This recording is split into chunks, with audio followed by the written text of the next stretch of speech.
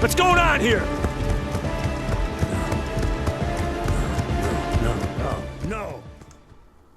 Hello there, Sarah from 17 once again, introducing you to my Black Ops 2 Veteran Difficulty video walkthrough.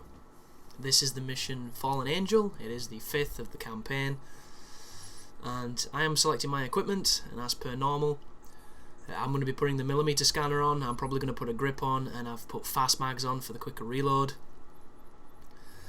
My secondary, am I going to go with the special, the Titus 6? I am indeed. And my logic for the weapons at the start is literally, you know, whatever takes my fancy. Sometimes I'll go with what the game suggests, other times I'll go with something I want to use. The only thing you want to definitely have is this scope, because it's ridiculously powerful. And at the start of this, it all begins kind of hectic. We're in this mall, we've got the 2 claws with us. You can command the claws to kill, but they do a pretty good job of that on their own, so I let them do their thing, and I use the millimeter scanner to just pick off dudes, and just be as safe as possible.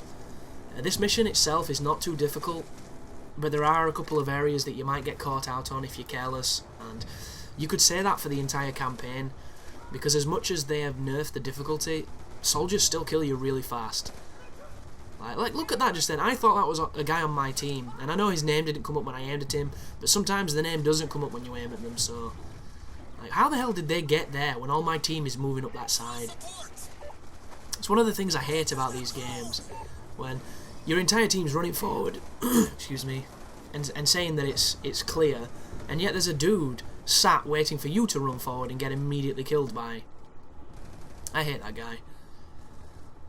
But that's how it works, and if you're wondering why my voice just got like super dry just then and I sounded like Freddy Krueger, it's because I am doing these in one big marathon session and it's extremely strenuous on the back of your throat. So just bear with me. Because contrary to popular belief, talking extensively for this amount of time is not good for you, or recommended.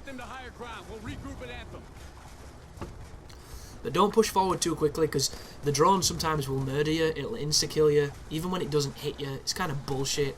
Wait for the claws to go forward.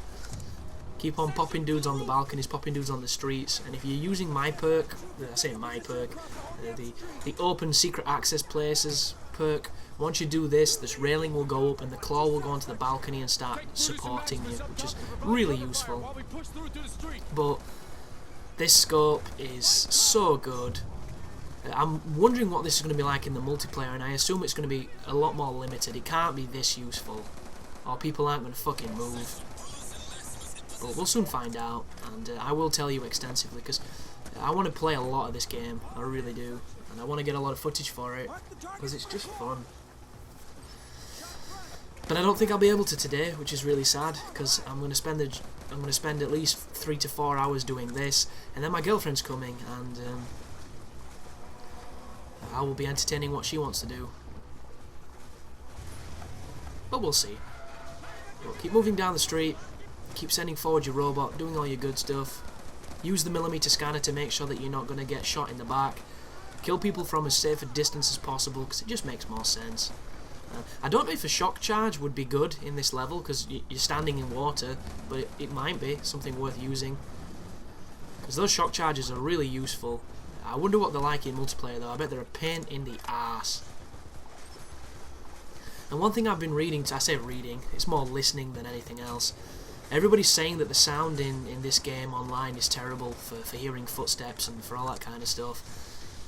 I don't get that at all. And the reason I say this is they have 2 perks in this game exclusively designed so that you can hear footsteps, so that you can hear the enemy team. Why the hell would they make the sound atrocious when they have perks that are built for that specific purpose? All that does then is make 2 perks completely obsolete. That to me sounds like insanity. And the thing that I generally struggle with on these games when I play multiplayer is my 3rd perk, because I always want Dead Silence or Ninja, because I hate hearing my own footsteps.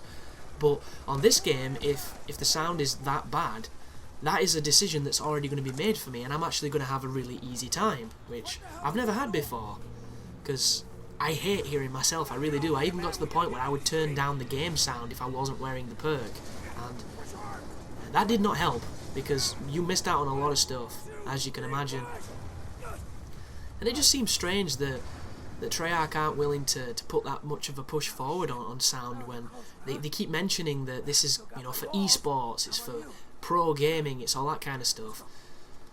Those people use the best headsets on the planet so that they can hear the games better, and Treyarch aren't putting any effort into the sound other than making it sound like a real war zone. And there's a lot of people that think that this is a good thing because they believe people with headsets and people that try to sound whore are at an unfair advantage, and it's not fair on the people that can't afford a ridiculously good headset. But these games have never been about what's fair, guys. These games have always been about, you know, the person who invests the most money does the best. Because just think of it. Just think of it with this logic. If you've got money, you can get a good headset. If you've got money, you can get good internet. There you go. You're done. You've automatically got an advantage on most of these games. Because internet wins, as we've all found out, and you just can't fight the internet. It's like fighting Chuck Norris. He just wins.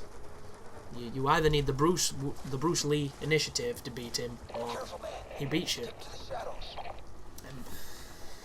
And Chuck Norris is getting old, man. He can't high kick as high as he used to, and his acting has come down quite significantly since he was in good old Texas Ranger, but we still love him for some reason.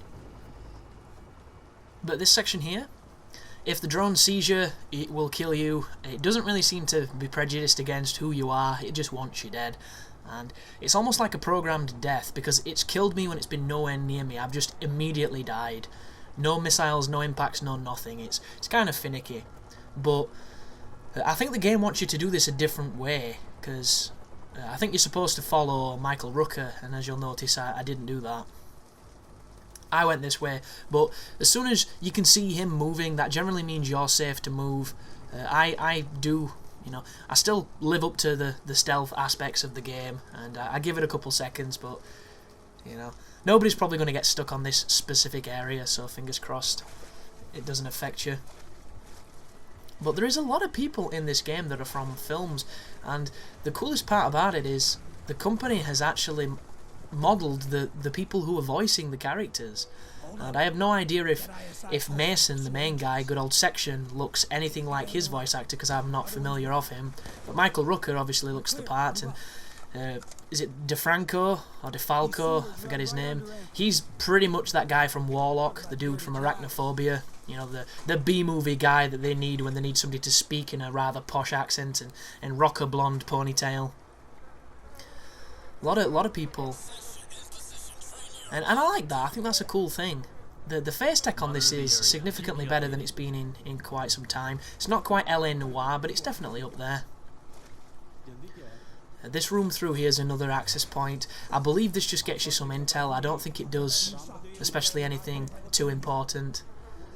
But I'm not too sure of the depth of the campaign, because I literally just blew through it as quickly as I could.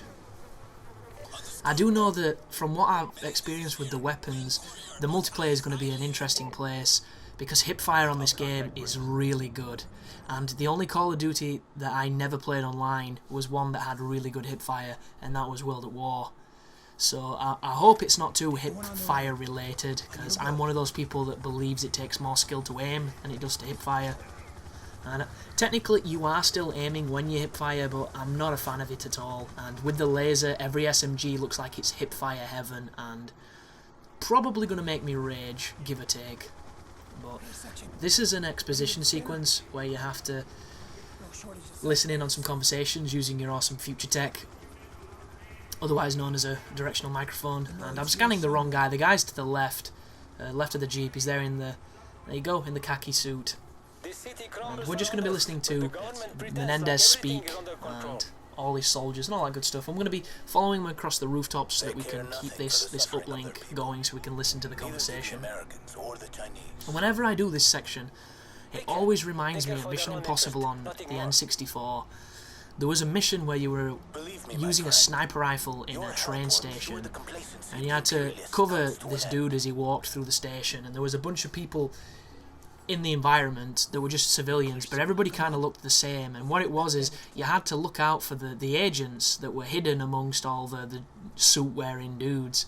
And I remember it being really hard, That could be that it was just me because I was young and I wasn't all that good at the game, or it might have just been from a generation where games were a lot stricter and a lot more difficult. And it might have been the fact that Mission Impossible for the N64 was kind of fucking broken at the best of times.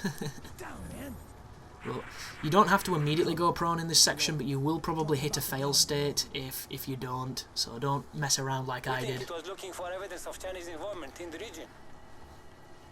And then you can listen to the conversation and keep on moving forward.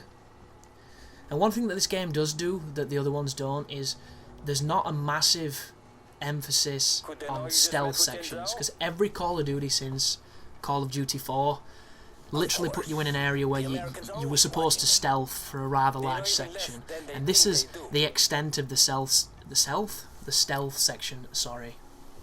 So I think it's not too bad. And don't get me wrong, I do like the stealth missions, but it got to the point where they almost became an obligation, and when anything is expected, that's when it starts to feel less interesting. Like, that's what's so cool about the driving the car sections, because we're so used to driving vehicles along the lines of, you know, Harriers and helicopters and mounted turrets and all that good stuff. Because it's just a car, it actually feels quite interesting, because we've not done it for a while in Call of Duty, which, I don't know, speaks more about the gaming industry than anything else, because these titles are proliferated, and a lot of people hate that. They've already mentioned that there's going to be a Modern Warfare 4, which I think is a bit of a shame. It would have been nice for them to try a completely new franchise, you know, a new series of Call of Duties, but Activision, you know, we've seen it before, they run by a very binary system, and it is, if it makes money, we will continue to do so. Even though, you know, they ran Tony Hawk into the ground, they ran Guitar Hero into the ground, and something about Call of Duty makes it so that they can't quite put out enough, and people still buy. And I understand why they do. It's just a case of this series could be so much better than it is, and the only reason that, you know, it makes as much money as it does and it affords them to be quite safe with a lot of it. Black Ops 2 is exclusionary to this because this has done a lot of risks and a lot of new things, but just the general formula of Call of Duty, they're allowed to do it because of how well it sells. And if you think about it, it's no different to FIFA. It's no different to Madden. It's no different to a lot of franchises that we kind of forgive for what they do because, oh, it's a sports game, or oh, it's a racing game. Like, we let them off for bringing out essentially the same game with all the sub-game, the meta-game, completely revamped with new nuances and new, you know, subtleties and new mechanics. Yet, when a first-person shooter does it, we completely condemn them. And it's kind of this double standard with games. And I find it really interesting. And part of it has got to be the counterculture thing. It's got to be, because Call of Duty is popular, I'm thus going to go against it. Or maybe it's just the people that are stalwart towards their own franchise. For instance, a lot of Halo fans perhaps don't like Call of Duty, but that's probably due to the fact that the games couldn't be more different. And even though 343 have definitely added a lot of Call of Duty elements into Halo, it's still distinctly Halo. And I think that's what, you know, makes it work, because they are separate. But I think people looking for first-person shooters for innovation need to look to the smaller developers, or need to look for different places, because this is exactly what it's always been and will continue to be this. Something that makes a lot of money, that every so often redefines what it is to be a first-person shooter. And a lot of people are thinking that Respawn, when they bring out whatever they're bringing out, is going to be the next jump. But what is the next jump? The progression, you know, what is it? What do we do? And it's the same question as regenerating life. Everybody seems to hate it now because it's used in every game. But what is the next life set? What governs how a player stays alive? What is the next equivalent of regenerating life? And I don't know. I don't have the answer. And I am looking forward to people, you know, thinking of it, getting paid to think of it, and coming up with a new archetype that games use. But at this moment in time, I honestly don't know what they'll do. This is kind of cool. If people haven't played Black Ops 1, this is extremely reminiscent of the room that the start menu was in, the one that you could walk around and do Zork in. What do the numbers mean and all that good jazz. But thanks for watching, guys, and you take care now.